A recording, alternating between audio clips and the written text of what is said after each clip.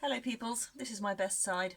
Um, you can either have the wheel or me in the shot, and the wheel's much more interesting. I'm Claire, and I'm going to try and make a large, tall, wide-bellied vase today. Here I've got about 2.5 kilos of clay. It's difficult to get this much clay to centre all in one go. It's got to be in the centre of the wheel for it to work, obviously. So I'm doing it in two halves. So oh hang on, distracted. Put the clay on the wheel first.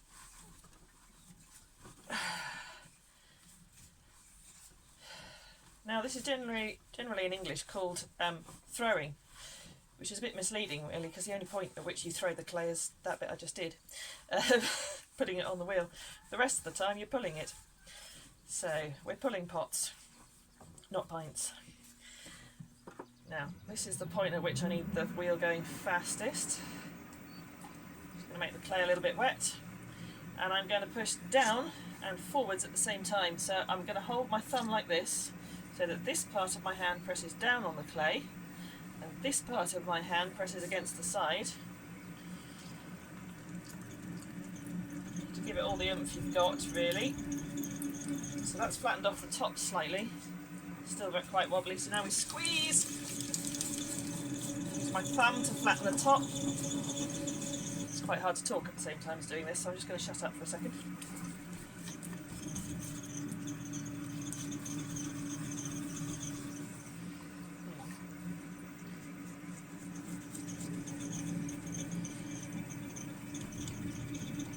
It's not perfectly central yet, but it's not bothering me at the moment because I still want to add some more clay, and that's just going to send it out anyway. Right, let's just scrape some of the slip off the top, actually.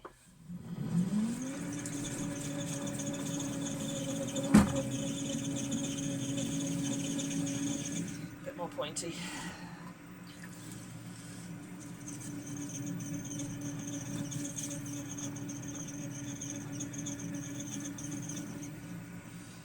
What we want to avoid is there being any air gaps between the two bits of clay that I'm using. So if I start with this bit, hello Paul, this bit being pointy, and then this bit is pointy at the bottom, then they'll sort of meld down over each other. There's not so much risk of there being air gaps between them. We're actually going to need the wet clay as we centre it anyway, so doesn't really matter too much. Oh, that's a lot of clay. I'm not sure the wheel's going to like this.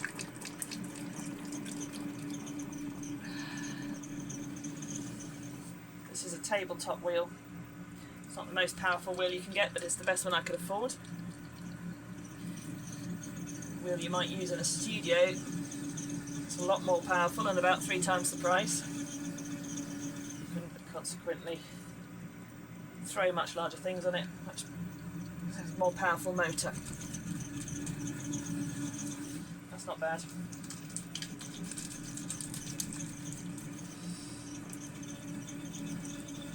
We're currently in my shed, as you might be able to tell from the view of the garden.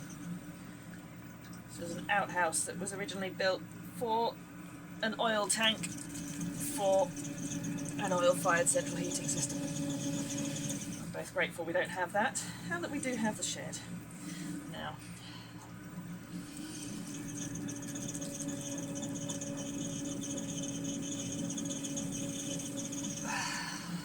not bad. That went reasonably well. It's a good start.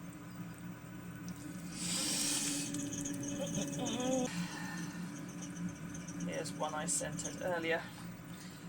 Right.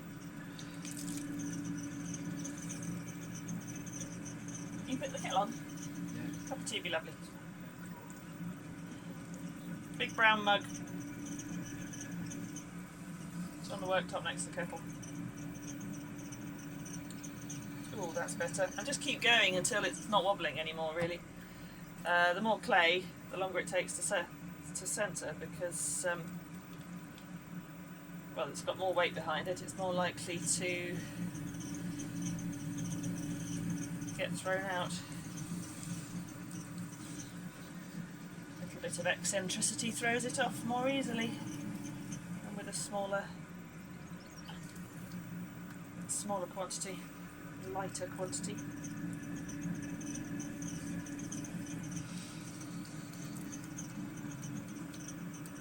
It is important. The whole thing only works, the whole process through, if the weight is central. That's quite wibbly again now.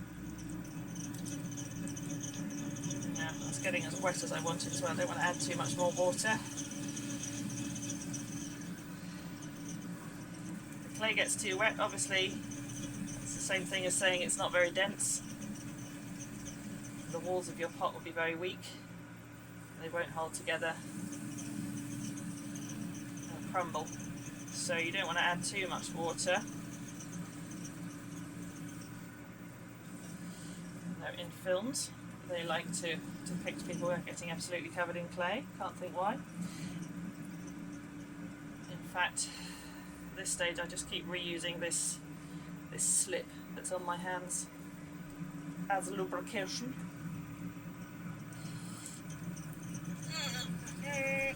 Come on, stop wobbling.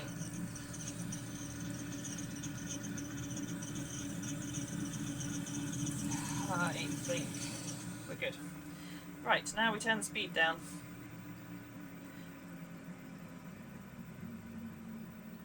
A lot of people would probably say, Claire, why are you using the speed dial and not the pedal? This wheel came with rather a small pedal that tended to slide around the floor. I tried fixing it down. That didn't work. And my ankle would get very tired holding my foot off the pedal. So I've learnt to use the speed dial instead.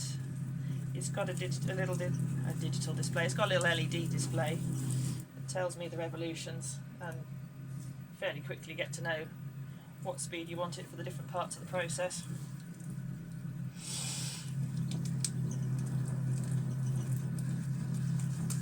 Okay, just getting rid of the excess clay, which I'll put in this bucket down here. Everything gets reused. Clay costs about £10 a bag.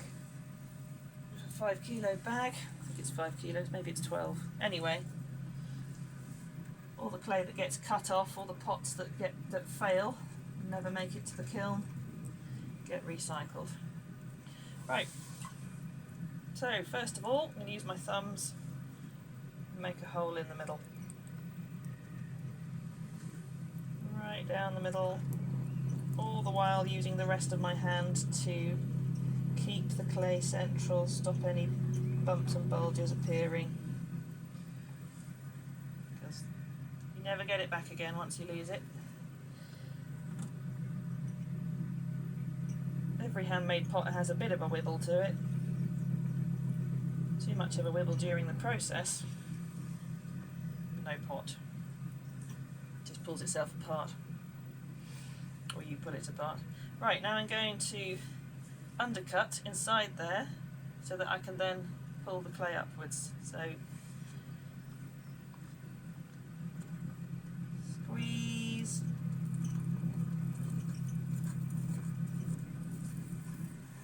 Right, it's a bit of a lump.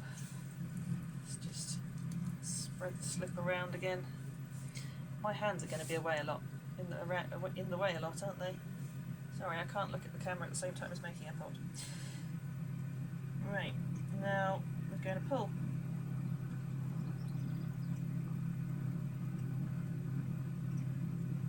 Holding my left thumb here still with my right hand so that it doesn't get pushed around by the clay, which is what happened at the end there. Famous last words. One of the things about making pots is you've got to be ready to recognise your failures and waste an awful lot of time trying to rescue a pot. It's much better to chuck it in the bucket and start again. Which is where I can get all biblical on you and talk about, I can't remember where it is, I think it's in Isaiah. There's a verse that says, "You're the potter, we're the clay. We can always be remade." Something that looks like a failure can be turned into something beautiful in the hands of the potter. There we go, pulling up, getting the weight of that clay from the bottom to the top, making a cylinder. Oh, cup of tea, lovely, thank you. We're now at 10 minutes, this is going to need a lot of editing. I think I might do a short version and a long version. What's this for? This is for craft group that Nikki's making. Woo! Oh, pants. Don't talk and make pots. Right. Hopefully that's not too much of a disaster now. We can rescue that one. I can't take that off you at the moment. Just put it on the floor. No, it won't. Put it on the floor. It's only mud anyway. It's the glazes that are toxic, not the clay. Right. Cheers. It's fine there. When I get to a point where I can wipe my hands, I will do. Yeah, see that's got a bump in it now. Hopefully. Having said, know when to start again. It's a bit early in the process for it to be that catastrophic. Yeah, we won't have 2.5 kilos on the wheel anymore by the time we finish. And the pot gets a lot lighter in firing. It's all the water comes out.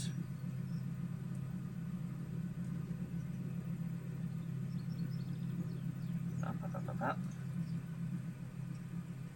Right, at the moment I am taking off a lot of clay to get taller.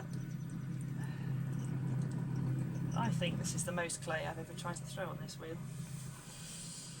Right, undercut on the inside a bit more, squeezing in on the outside too much. Right, now I'm going to use my knuckle to squeeze, pull,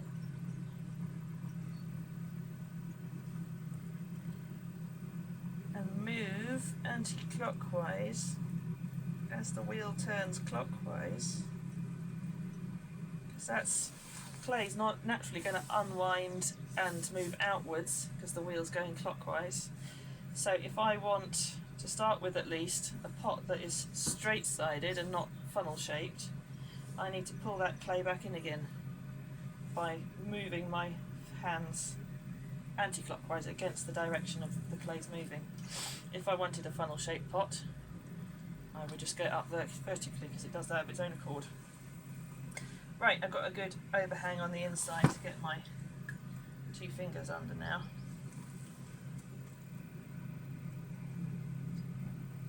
Lock my hands together and lock them against my body so they don't get pushed about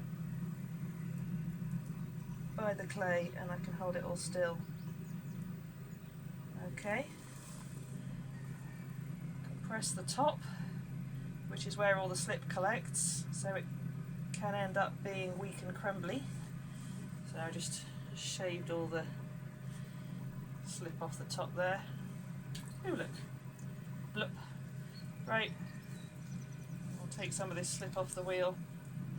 Slipped liquid clay. Take the slip off the wheel, put it back on the outside of our pot in making. Hope you can hear me above the drone of the wheel. Not to worry, we can always do a separate soundtrack.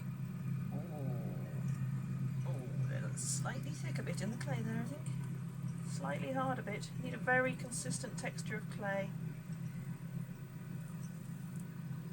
You don't want to have any bits that have got more resistance to your hands than other bits, because they cause drag and then that pulls the pot apart. Okay, compress the top.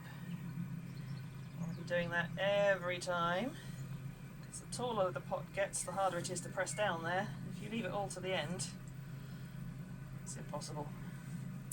All the compression till the end of making the pot. You're going to press down at the top there and just squash your pot. Might have to stand up in a minute. Now I don't want to make the bottom too much thinner because it needs to be able to hold the weight of the pot. So I need to do more pulling at the top than the bottom now.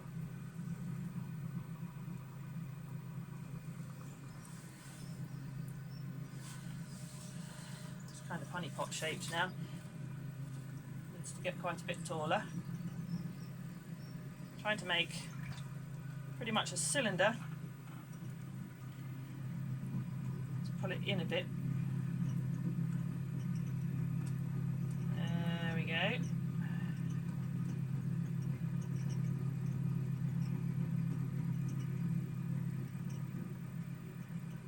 There we are. I'm locking. See how I'm locking my elbows against the sides of the wheel. Again, that holds them still, so the clay doesn't push me around. You have to take charge. Pushes you around, there's no pot.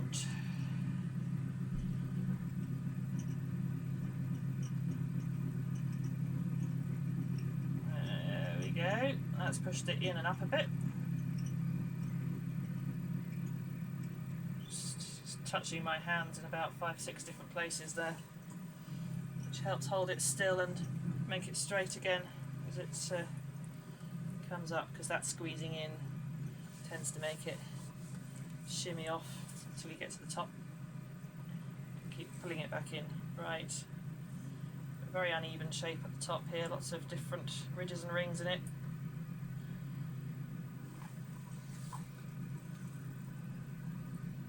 Okay, this is the bit where I need to stand up so I can put my left arm inside the pot nice and straight. Not press on the pot at all. A load of slip on my hand there. Coat the inside.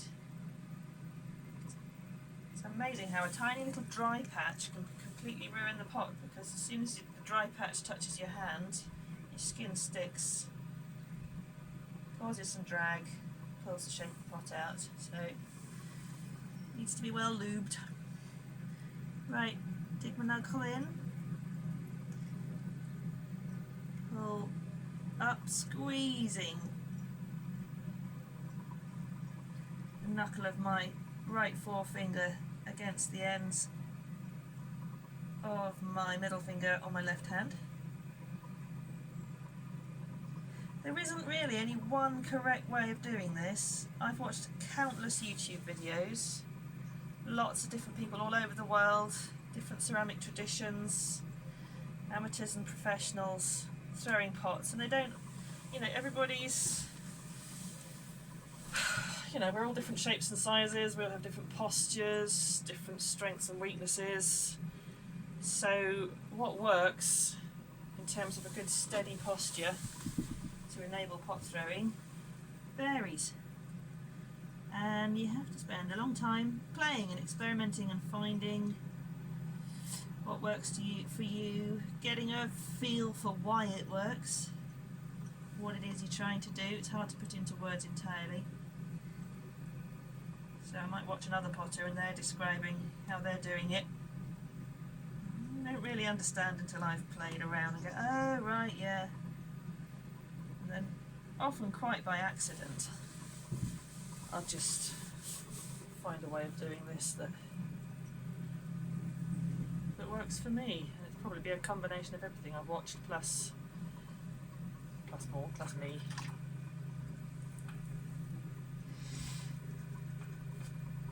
The videos are extremely useful for picking up the basic principles of what it is you're trying to achieve. Right, let's just straighten that a bit. I can't see what I'm doing properly. I need to be able to look down over the pot so I can see that it's straight. Look down the sides of the pot. I'm using the heels of my hand and the ends of my little fingers mostly to get this clay centred again. The very top of the pot might be quite wibbly wobbly.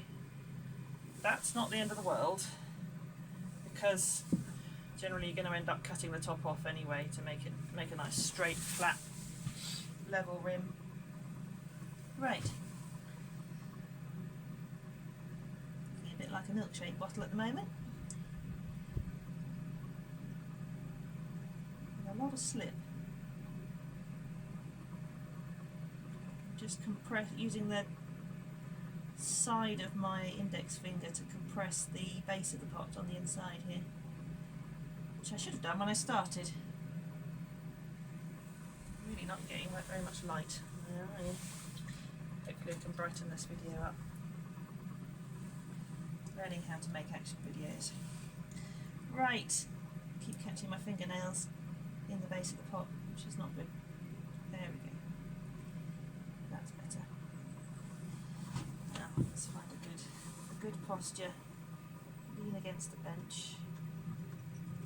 It's not actually a bench, it's an old filing cabinet I picked out of skip. I think I might want to slow the wheel down. Now this is the downside of not using the pedal.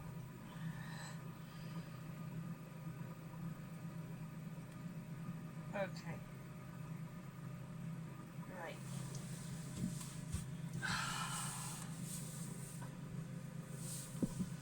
Slow the wheel down a bit. You have to slow down as you get taller because the top of the pot can easily get thrown off centre and wrecked. Okay, let's compress the rim a bit.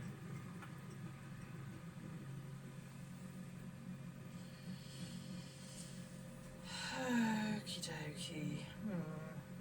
Right, it doesn't want to get any thinner at the bottom, but it's still quite thick here. You can just tell by feel, really.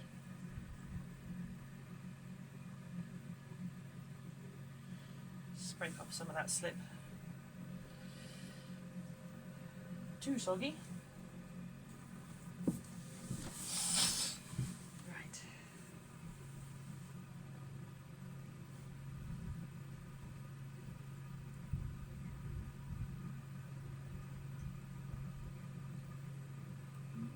A little bit dry on the inside. This is probably the riskiest bit.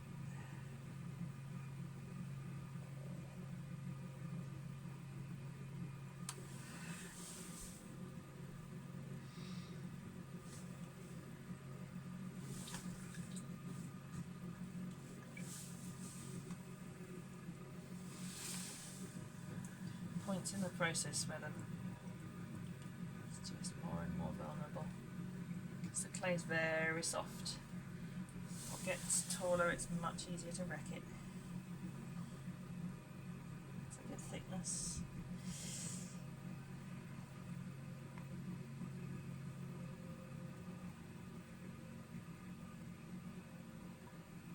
Yeah, I think that's as thin as I want that to be.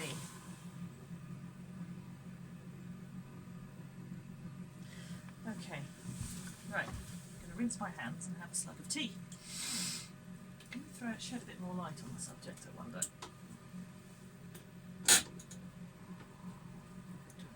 There we go, slightly more light on your side of the pot. It's still very shadowed, but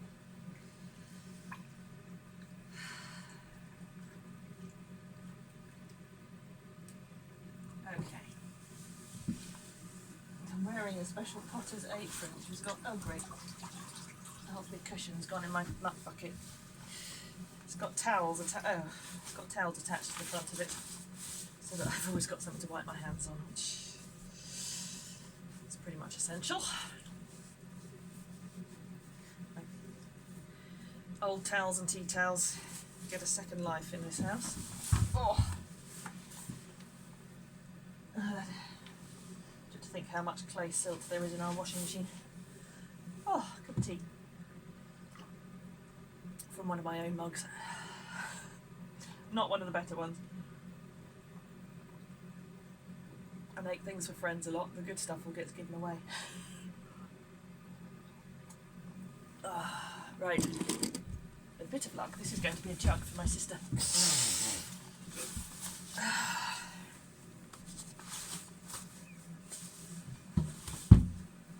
Assuming we get there. We just have to set out with the expectation that it is going to work.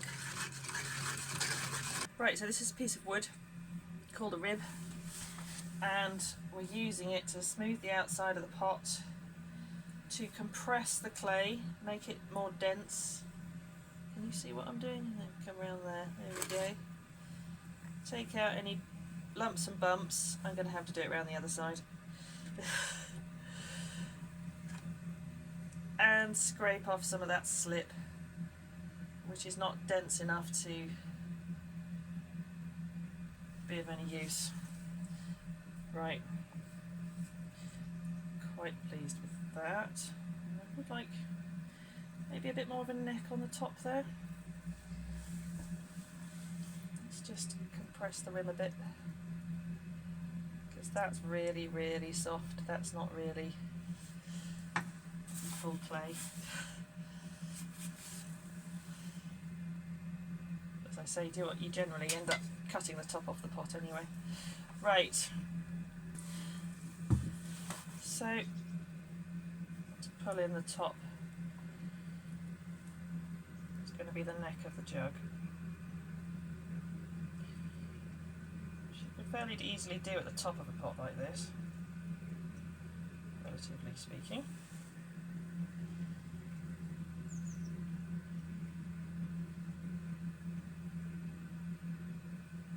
Okay, just hold it look down on it from above, as I'm doing, and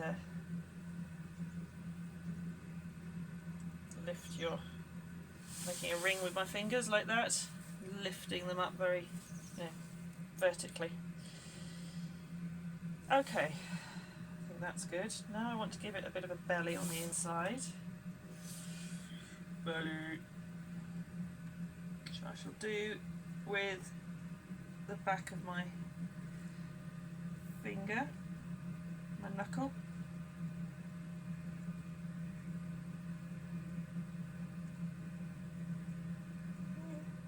Nice.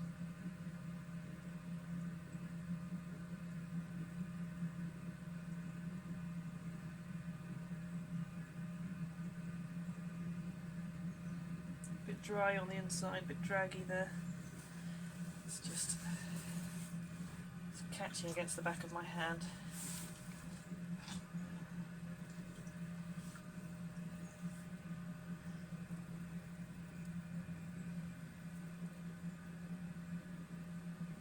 Right, let's try using the side of my thumb, knuckle of my thumb. That's better, it's a bit more round. Gently, gently.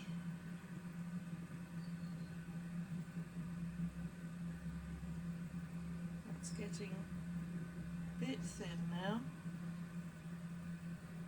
I think I'm going to leave it at that. Oh.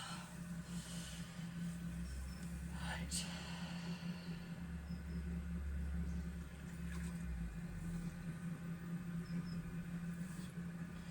Flatten out some wibbles.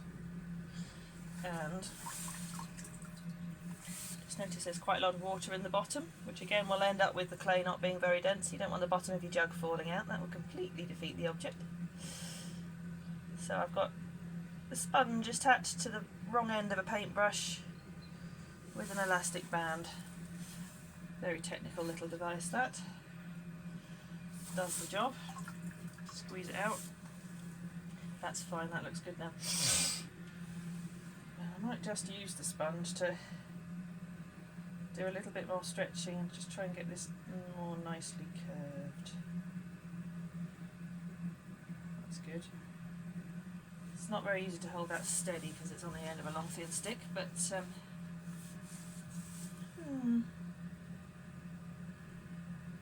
yep, I think that'll do. Any wider and there's a danger the pot could slump and sag down here, and then it's all lost. It's all lost, darling.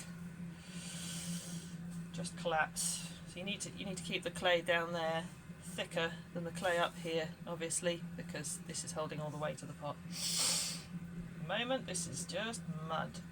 It's just soft. Okay. How is that rim doing? I think that's probably dense enough. I would like it. It's not quite even. Where's my rubber rib? There it is.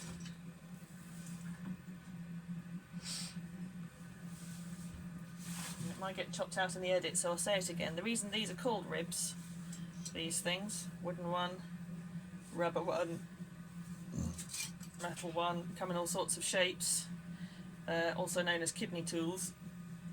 But they're called ribs because when people first started throwing pots in, well, in the ancient world, thousands of years ago, when people first started throwing pots, they used animal bones for this bit, because you can make them really, really smooth. You imagine you had something like a cow rib, which are about, well, a foot long, if not more, and they have a nice curve to them. Great for shaping pots with. And they're just a waste product of meat and leather production. Useful material.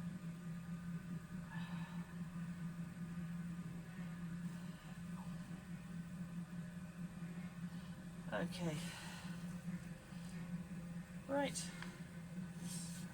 I'm just gonna slice a little bit off the top there with a needle tool, which is what it says it is. Spiky thing. I'm just going to hold it against the side of the pot. It's kind of annoying that you can't see any of this, but I'm right-handed and the wheel's going clockwise, anti-clockwise even. See that any better? Marginally. I'm going to hold it against the side of the pot.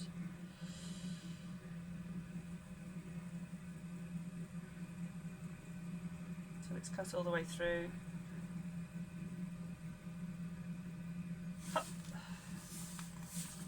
Just chop the top off. Get rid of the sloppy bit of clay at the top. Yeah, there's an escaped chicken wandering around the garden. That's Bellatrix. Bellatrix Lestrange. Except she's probably the most hen I've got. But she's a black silky hen with a shock of black feathers sticking out the top of her head, so it was irresistible calling her that. Right. Okay. I'm going to turn this into more of an outward turned rim.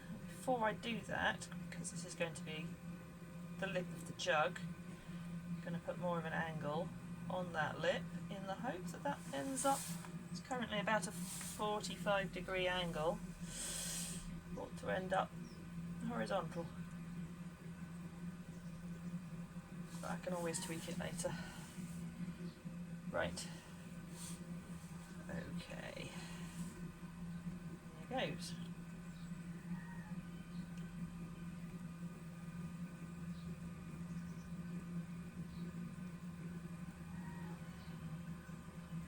Okay, trying to avoid squeezing it. I don't want to make it any thinner. Well, other than the fact that I'm stretching it slightly, but I don't want to pull it anymore.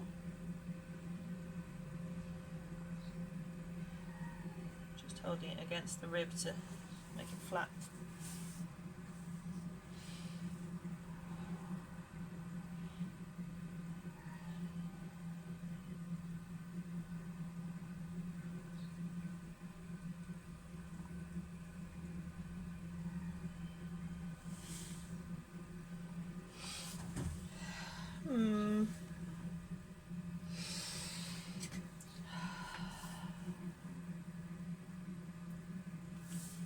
Far out enough? Or let's just push it in a bit. There's another way to make the top edge go out is to push the narrow bit in a little bit.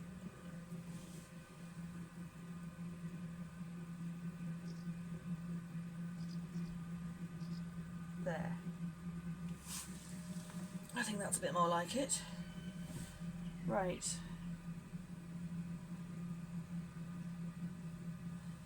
Lovely.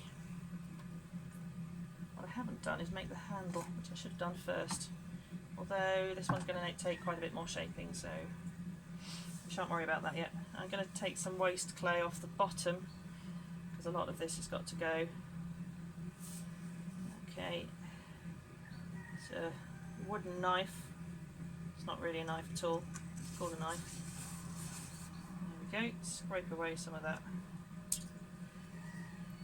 Surplus.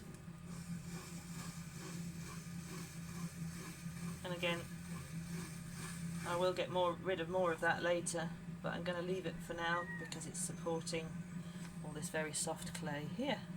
So there you go, there's what is currently a vase, and it's going to end up as a water jug.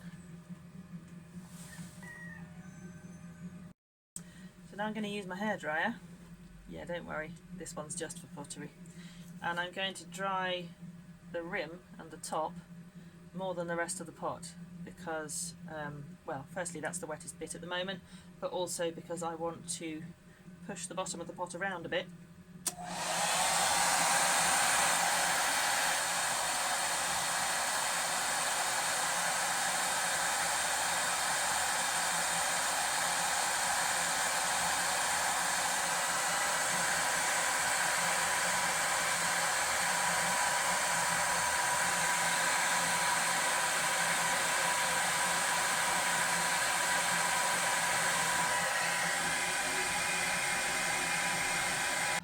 Right, now the rim of the pot is a bit more stable now.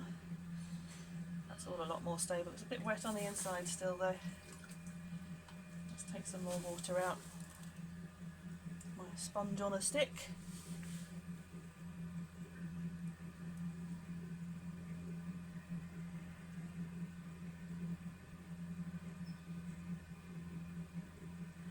You can spend endless money on gadgets and tools for pottery. When it comes down to it, most of them are pretty simple. Half of them you can make yourself, if not more. And one of the things I love about hand tools for handcrafts like this is that most of the tools are much the same as they have been for thousands of years. Sort of continuing a human tradition, a human behaviour that we worked out by trial and error and intuition and intelligence over millennia in many civilizations. There's no real need for it to change because you're doing the same thing. Apart from the fact that nowadays most pottery is made by machines and isn't thrown at all, but those who do throw, not much changes. Right, good. Okay, now the scary bit. What I'm trying to do is make what is known as a gluggle jug. It's a fish-shaped fish-shaped jug, with that where the hollow part is essentially shaped like a prawn. It curls round on itself, so that there's an airlock in the tail of the fish when you pour it. Now the ones I've found online are they're all slip cast. They're not thrown at all. But I'm gonna try and make one by throwing one.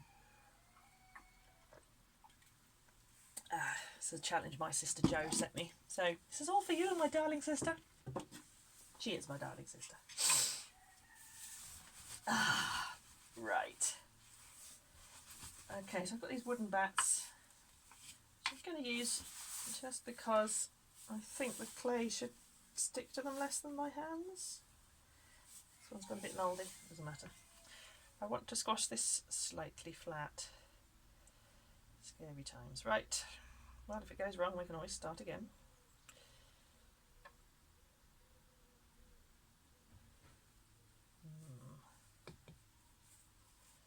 That's not quite as dry as I want it to be, it's sticking. Let's turn the speed right down. Go around really slowly and get the hairdryer on it.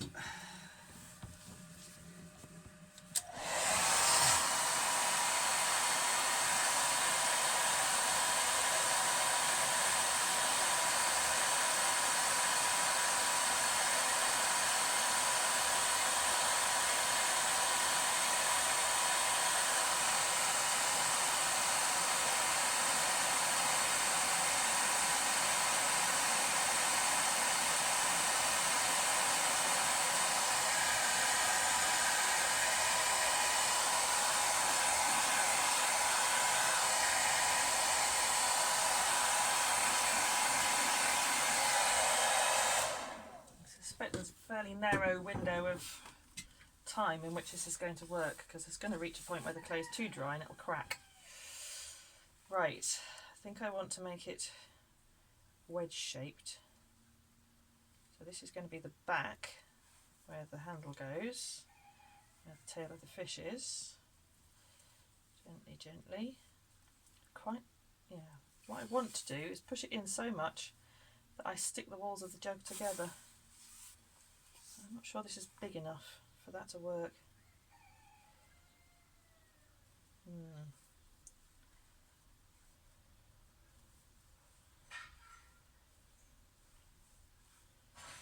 Well, maybe it's not going to be a glugging one.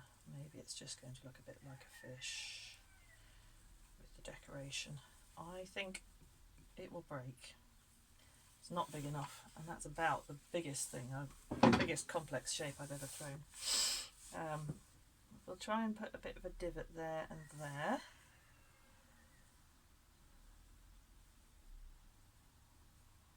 Yeah, I don't want to push right through the wall.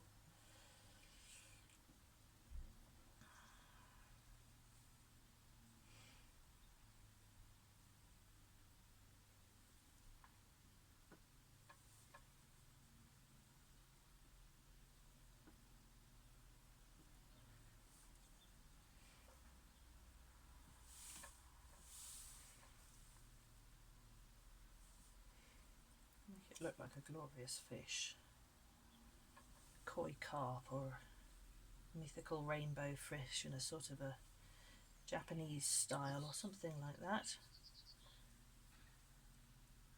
I shall consult with Jo as to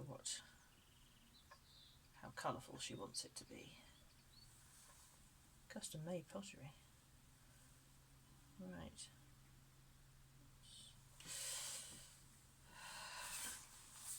Okay, so get the light. Belly of the fish on this side, tail of the fish coming up here. Put the handle on soon. Mouth of the fish up here. Just give it a bit more of a lip.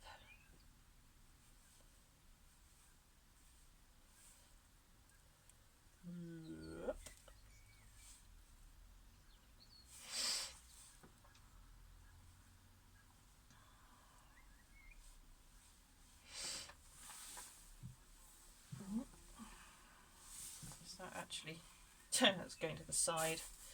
Whoops. Shoot off centre. There we go.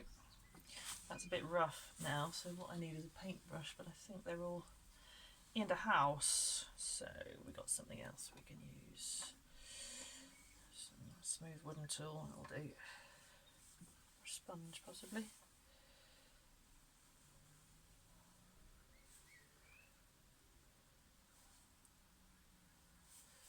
There we go.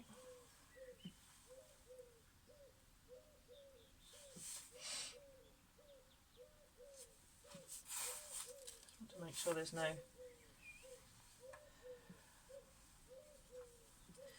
drag marks in it that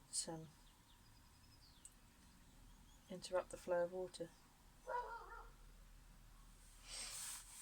But I can smooth it and sand it later. What I need to do right now is the fundamental shaping. But yeah, you don't want fingerprints in the lip or drag marks. Surprisingly enough, the skin of my hands is quite rough. Don't do pottery if you're fussy about the state of the skin of your hands. I get through a lot of hand cream just stopping it being like crepe paper. Right. Smooth that out and take with a sponge, just taking out all there's lots of little fingerprints there, so yeah, it's not going to glug. It would have to be much bigger and possibly not much use as a water jug for that reason if I was going to make the walls meet, and I can't do that on this wheel. That would require going back to evening class and using the much more powerful wheels in the studio. And unsurprisingly, art centres, places where you do evening classes aren't open yet. We are in lockdown on that front still. Right. That's nice. I like that shape. and I can imagine that becoming a fish. And next I need to attach the handle. Quite like the front to be a bit more bellied. I'm going to squish it this way as well. Hang on, let's clean my hands a bit first, or I'll get little flakes of dry clay, spoiling the beautiful smoothness of the pot. My hand is to be dry and polished like the pot is. Still leaving handprints. Just want it to be a bit rounder at the front. There we go. Okay, so fishtail comes around there, like so. So when you pick it up to pour water, you're going to do it two-handed, probably. Depending on how heavy it is, you're going to pick it up there. And that's the handle, inbuilt. Clever, no? Right, so can we... So the tail's going to go like that. And like that. Just sort of draw it on the surface first. Okay.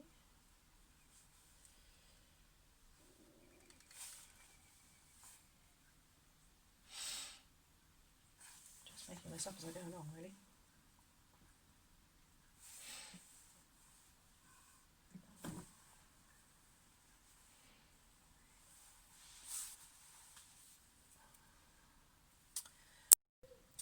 So I'm starting to mark out the fish markings on the jug, and I've decided, having looked at some pictures of these, that it would be good, now which way round are we?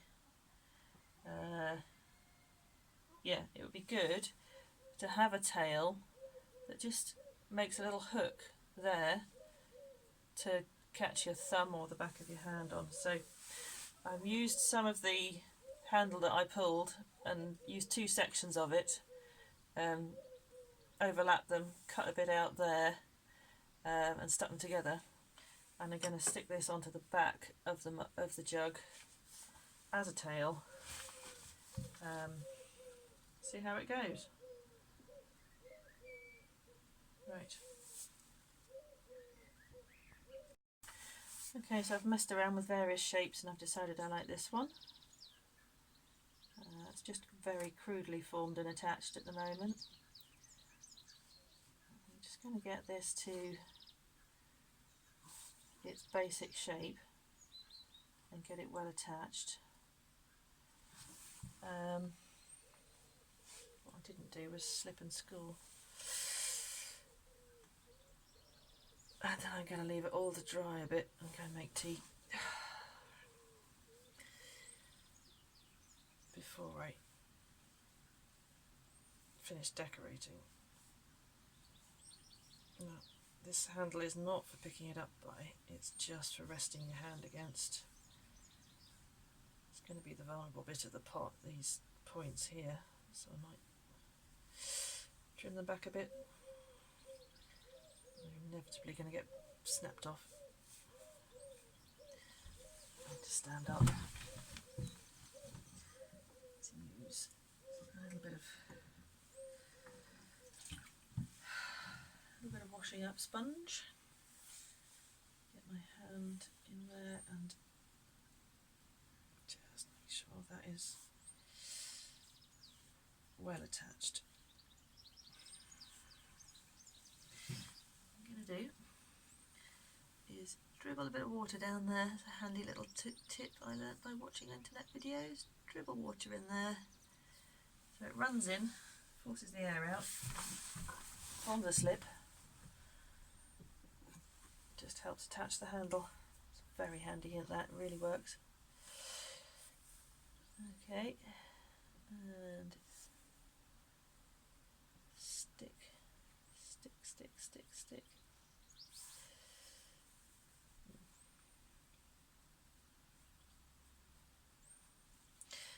Might actually just pull that off a bit because it's not attaching there roughen up the surfaces, stick it back on again. Doesn't like it. Not to worry, this is where the hairdryer is going to come in handy.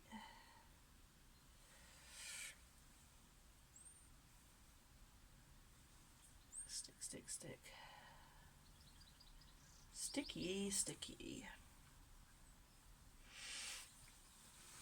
Okay. I know it's all lumpy at the moment, but that doesn't matter. Shaping comes later. It takes quite a while for the clay to really dry to a point where you can't shape it anymore. And I can always wrap it in plastic overnight if I decide that that's tomorrow's job. You do have to know when to stop, preferably before you've made a howling mistake. Right, I'm just going to hold that for a second.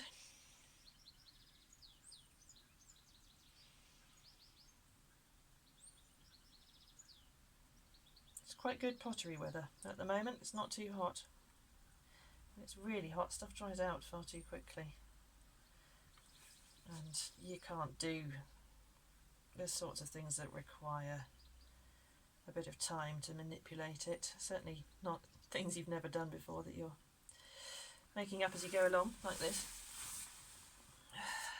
Right, that's a very ugly edge at the moment there, so just smooth that and make it less square. Stick it back together a bit. Straighten that one. Try and take the very fine point off the end. This is stoneware, so it's much more durable than your earthenware. It's fired to a higher temperature, so the clay's a lot harder. The silica particles have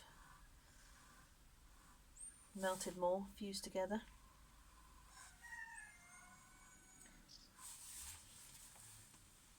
Should mean that bits like this are a bit tougher. But if you knock this over on the draining board, Joe, this bit is going to snap off. Never mind, I can always make a better one.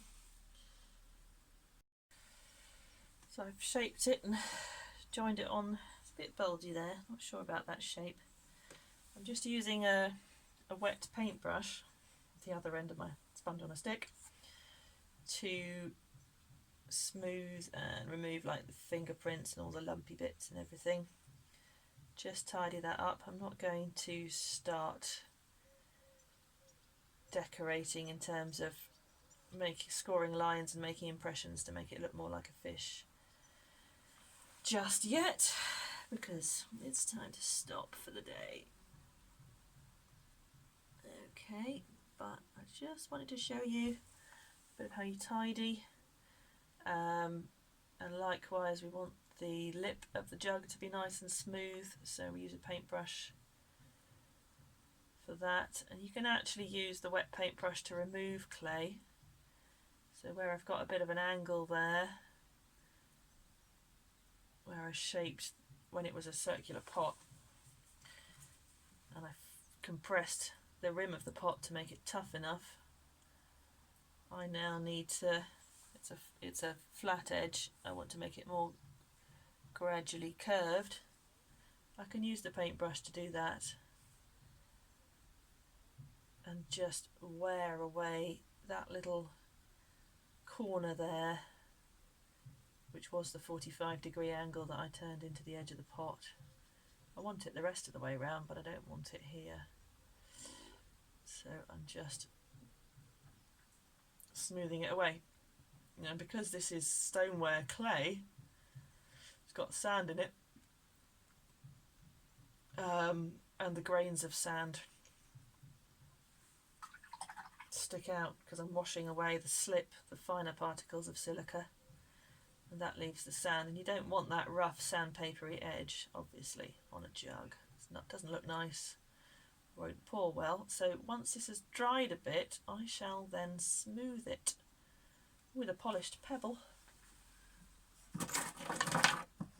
Anyway, like this one, that's a bit big. I've got a smaller one, but I've just lost it under the edge of the pan.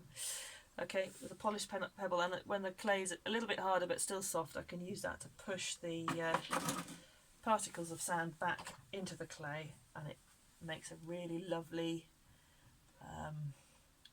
smooth, shiny finish.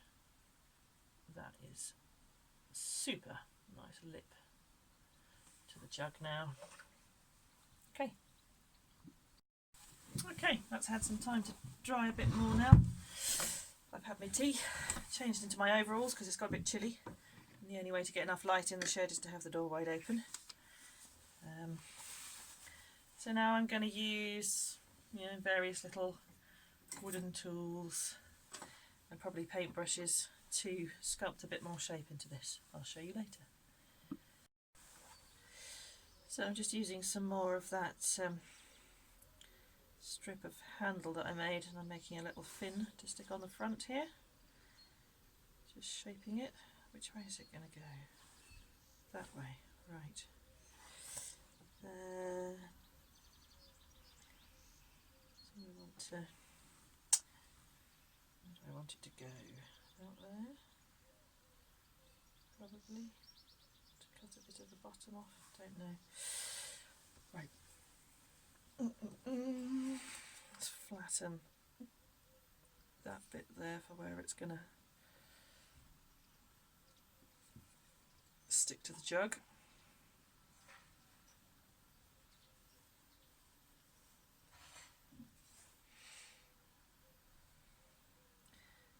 Give it some little frilly edgy bit so that it looks like a yeah, like that.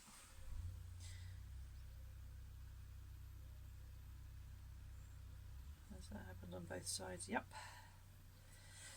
Okay.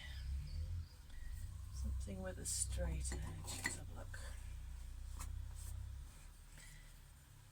Some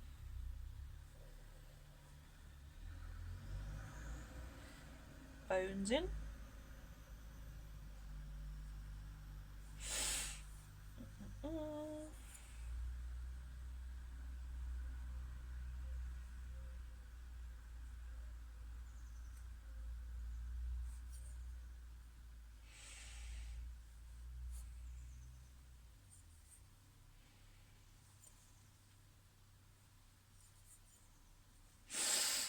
Yep.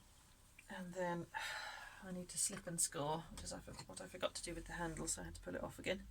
So I scratch it with, this is a little wire brush. Okay, scratch that to make it rough. Decide where I want to put it, that's upside down. About there. About there. Yep. Scratch there as well. All makes a surface that's going to take up moisture and so become a little bit soft, a bit malleable, so that when you press the two halves together they bond. Okay. Right.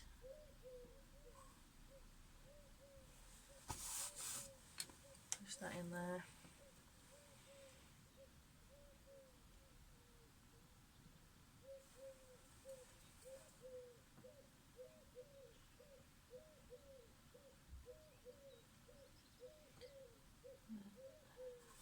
Just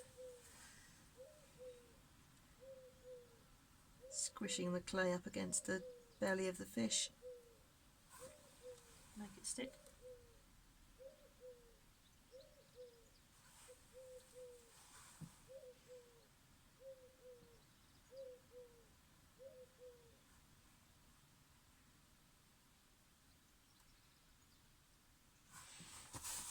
Okay.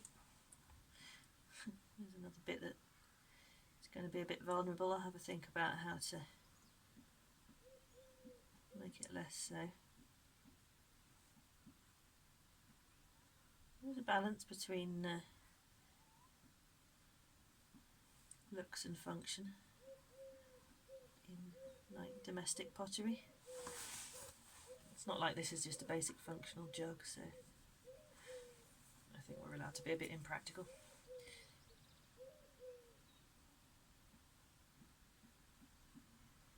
Just rescoring those lines where I've squished them with my fingers.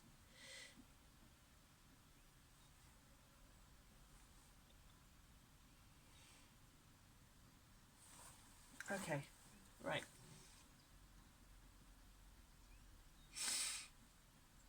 I think that's good. Fairly firmly connected now. Do we want it to sit like that? Do we want it to twist round a bit? Do we want the bottom to completely join on?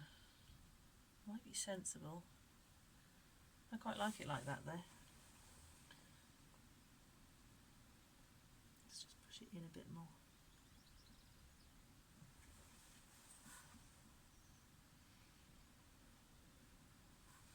I wonder if I can get it to curl right round and make a pleasing little curve there.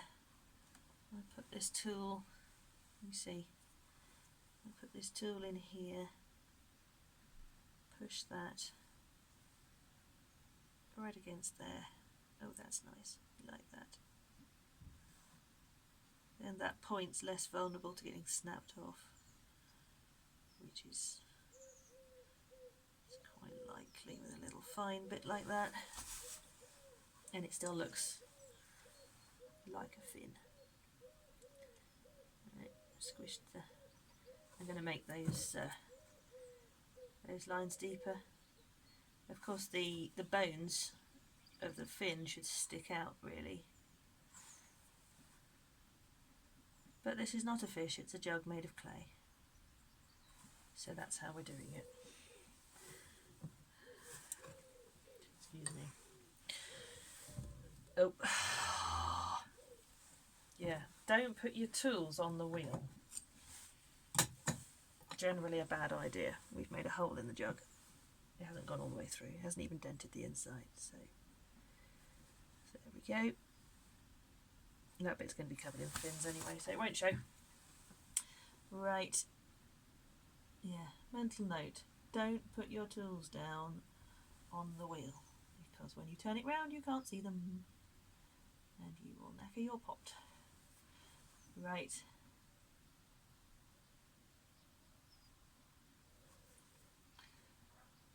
There we go. Nice little, is that a ventral fin? That one? Right. And then it wants its little wiggly ear fins. Lateral fins, is that right? Yeah? And you're not going to be able to see its dorsal fin because it would be in there, so I'm not doing that. But I think I would like to stick the other fins on. So okay, that's one fin. And another fin, little it's kind of razor blade shape. What do you call that shape? It's not a parallelogram, is it? Is it a rhombus or a trapezium? I think it's a trapezium. Rhombuses are like that. Right. Let's just smooth over. This is going to stick right onto the jug, I think. It does not want to be sticking out. There's no. That would be silly. Right, just smoothing the edges because I'm rough where I've cut them. It's a lovely evening tonight. We've had, yesterday was extremely windy. I'm still sheltered in here, but I wouldn't have been able to make a video yesterday, too noisy. We had a bit of rain today, nothing you would call rain really. It's just lovely and still and quiet now. All I can hear outside, loudest noise is blackbirds and blue tits.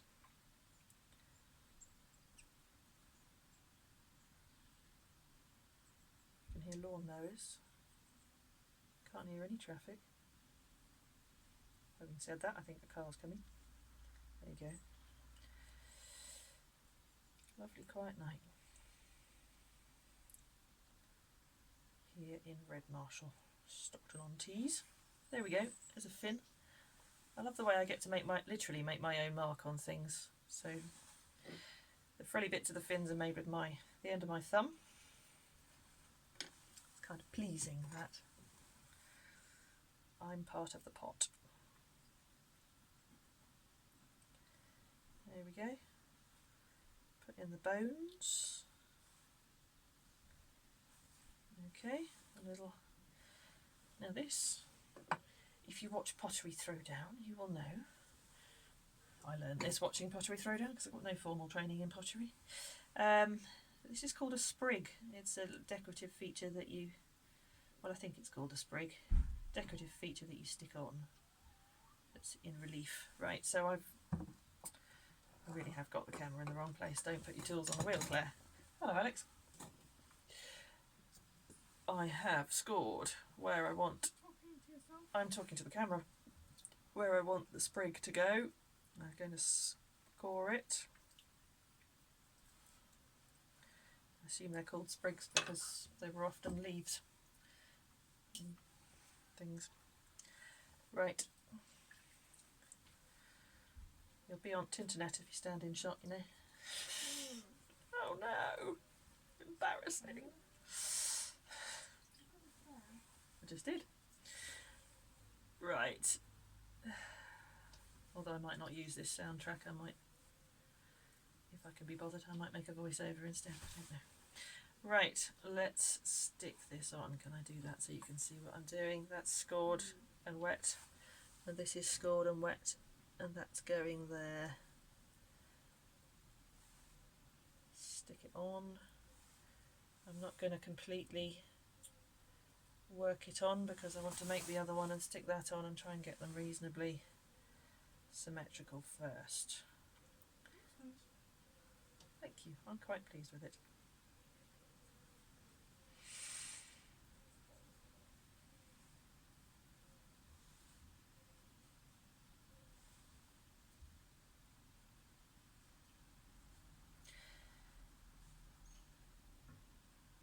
Okay. So yeah, as I said, my sister asked me to make one of these, so I looked up what she meant on the internet.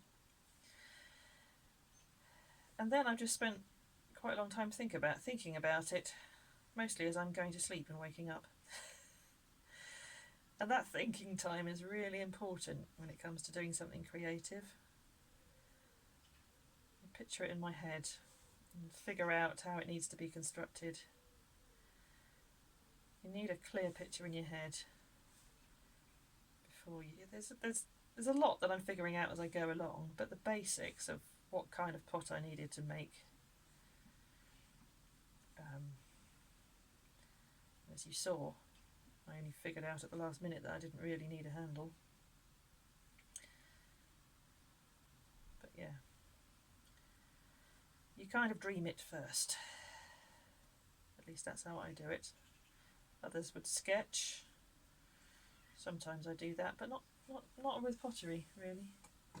Not so much. Right, I need to use my thumb and make the frilly bit along the edge. 1, 2, 3, 4, like making the edge of a pie. Pie. There we go. Make the lines. The basic tools for pottery are not complex. Well, there's the wheel, but the hand tools, yeah, they're basically sticks. I've got lots of wooden tools. I don't really need all of them. They just came in a pack. And they're all basically just sticks that are handy for different reasons. Making marks, squishing the clay, cutting holes out of it.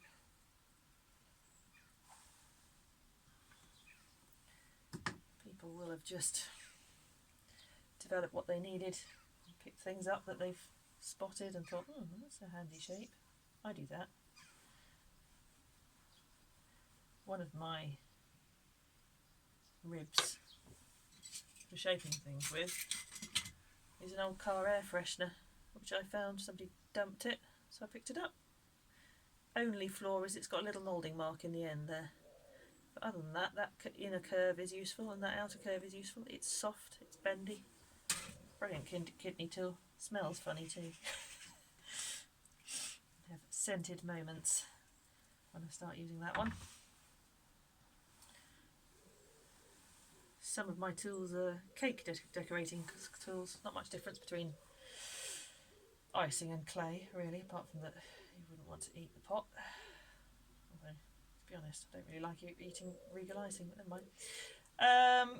Right, sticking the second fin on, and you can't see it because I've turned the pot round so that I can see both at once. They don't have to be symmetrical, but they need to make sense in relation to each other.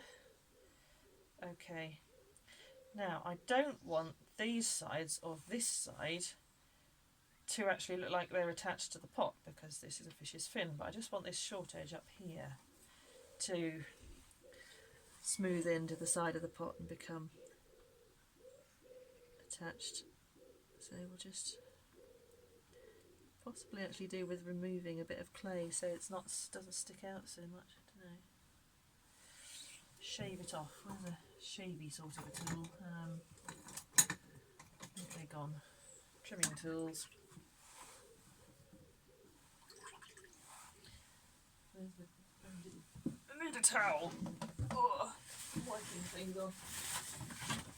Wearing overalls, I normally just wipe things on my trousers, but there we go. Need to get into the loop there. So this is a trimming tool, a metal tool for carving chunks out of things with. There we go. Just remove some of that clay so that curves in a bit more gently.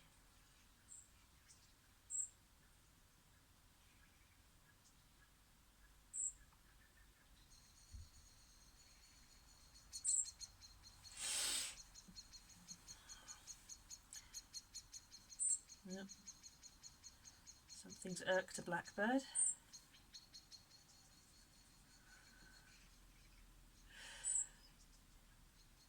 I do work in here in the colder months, and that's when I have about 4 layers of clothes on underneath my overall, but there does come a point where it's just too cold.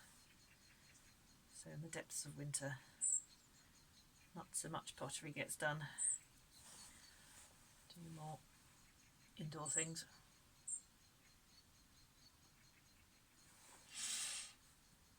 There we go.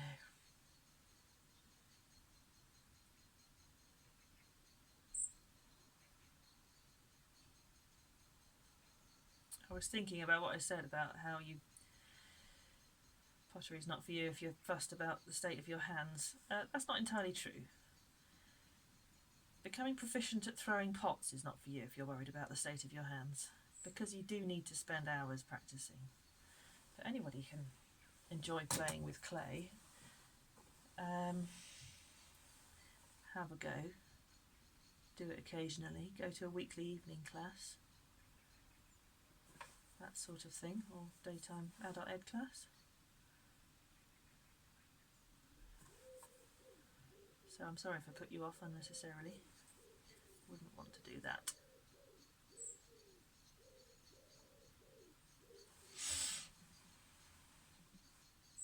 Well, certainly that's what I've found. Maybe I just have more fragile skin. I don't know. I'll stop blathering about skin. Right. Just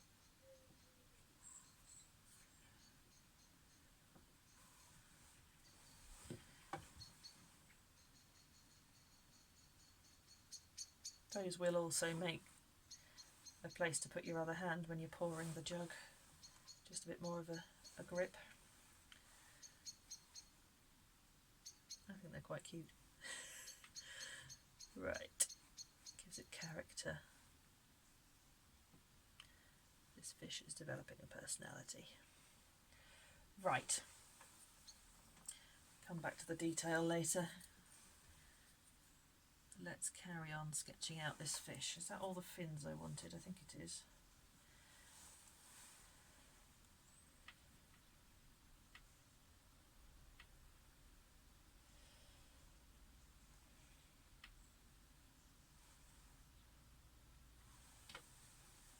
It's quite useful having the camera there, it's like a mirror. Can look at what's going on.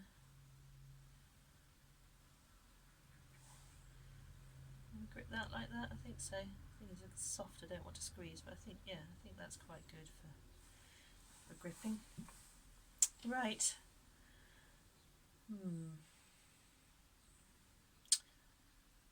Right, I'm just gonna carry on making marks now, leave the camera running. I think I'll probably speed this bit up.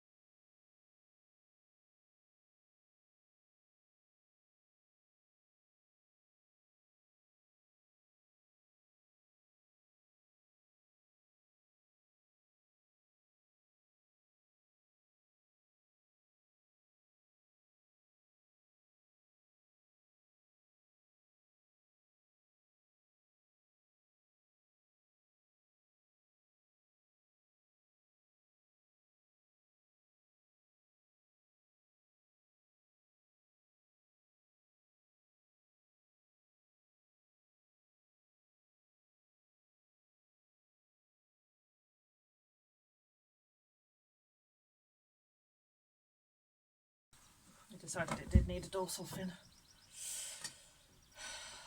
Got to make our little fish properly dressed.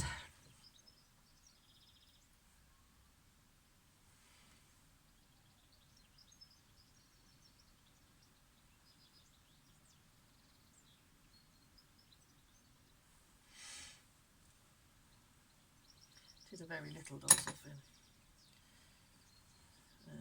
What am I doing? A bit of water.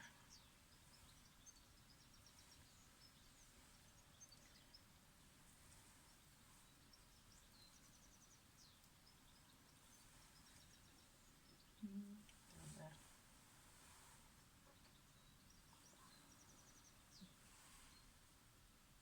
I've never done anything sculptural or figurative before. I tend to just throw pots, and sometimes I put some texture into them, into the surface, but I've never done anything that requires so much manipulation before. It's fun. A bit different. Nice to fiddle about.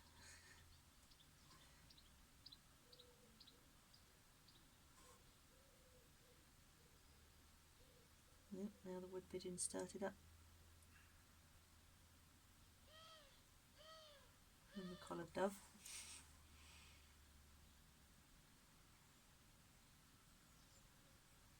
The doves seem to spend all their time flying across the garden, from the telephone wires to the chimney, going, oh, oh, oh, so forlornly. Whereas the wood pigeons just sit there and go, you fool, you, you fool, you, you fool, fool, you. They're very rude. Right, I've squidged that on. Just doing a bit more squidging with a paintbrush.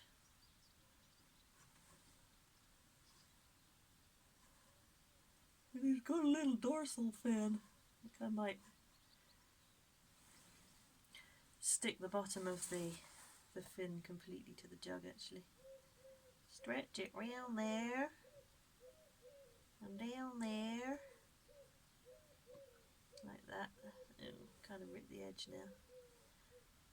Bend the whole thing down. Oh, that's all fixable.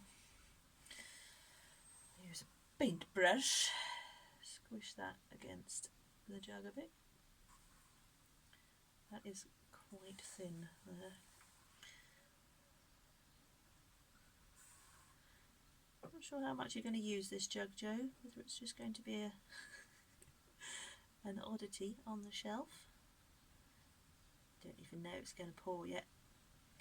Right. And it's certainly fun making it.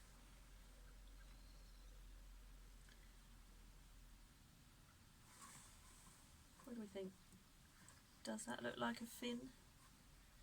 Is it beginning to look fishy? Yeah. He's a funny little chappy. Right. Okay. Now then. Okay, a bit more pattern making. Let's put some fins on our fishy. I want to get in there with a little curve.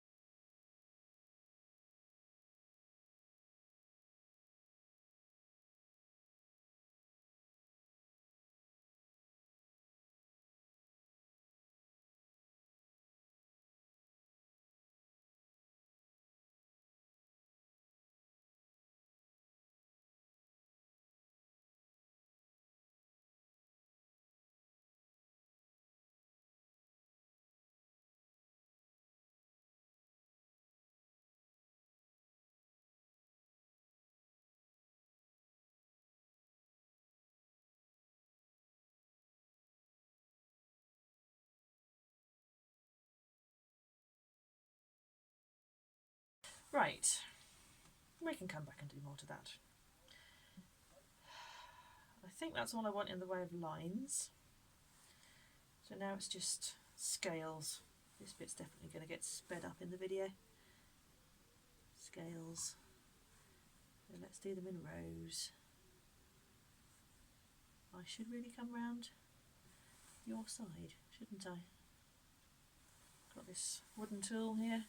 It's got a nice round end, that end. The other end's pointy. But I'm going to use the round end because that's about the size I want for a scale. So,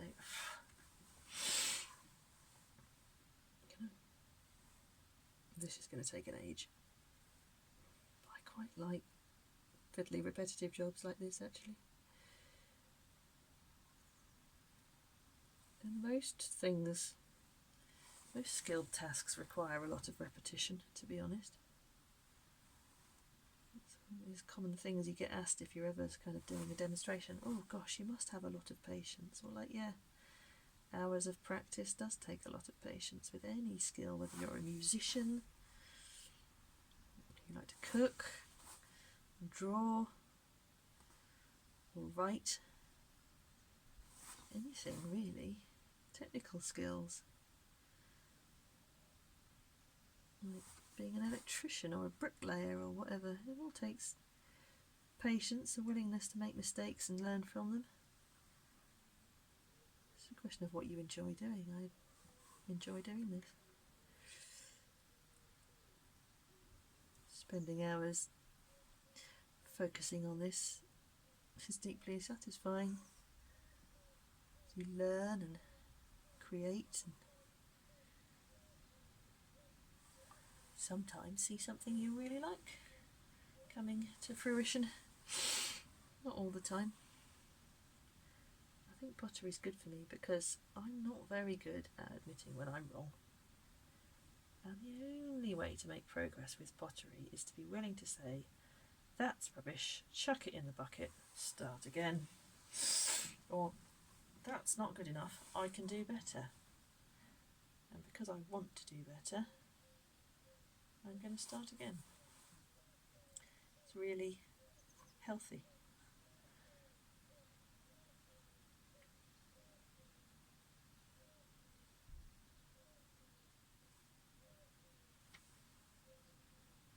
Okay.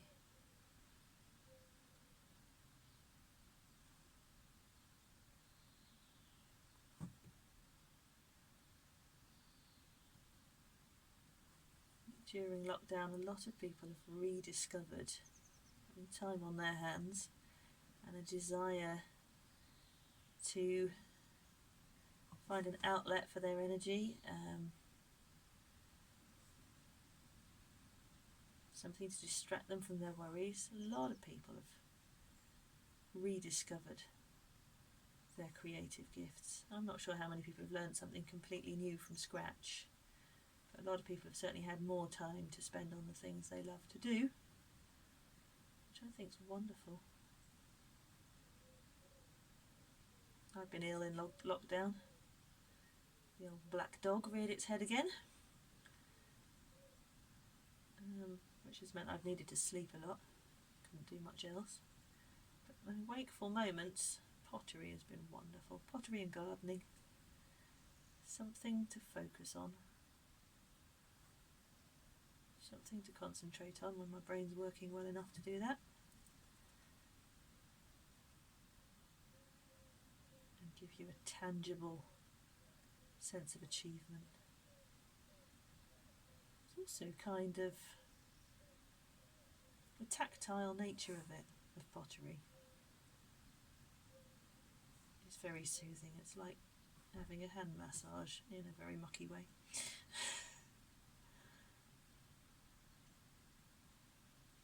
pleasing. And I think doing physical tasks in general is very good for mind, body, spirit and soul. It's being human. We're creative beings. We lose touch with that. We're kind of starved. It's part of our humanity.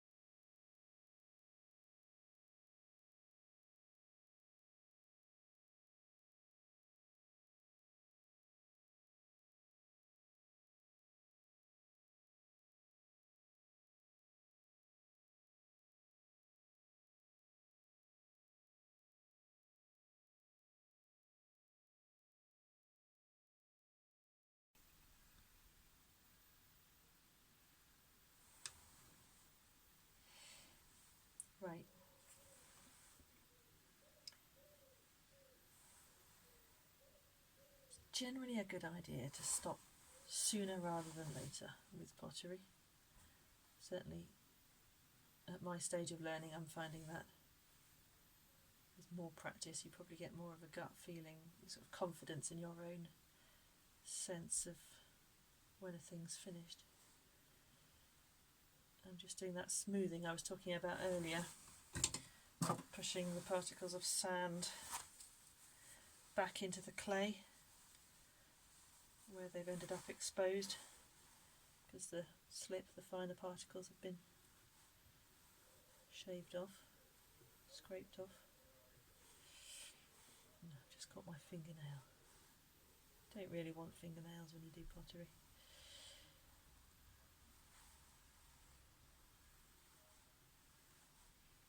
There we go, we want that bit to be nice and smooth. Yep, little polished agate type pebble, sort of decorative thing you buy for putting in vases. Very useful at the leather hard or cheese hard stage for burnishing. Pushing the sand particles back into the clay, leaving everything as shiny as polished shoe leather. Lovely. Getting rid of my finger drag marks, the paintbrush drag marks, and the sand.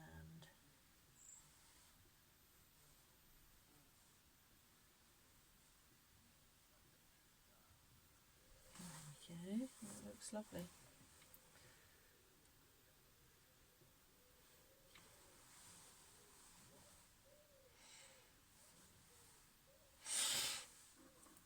Let's give her a whirl.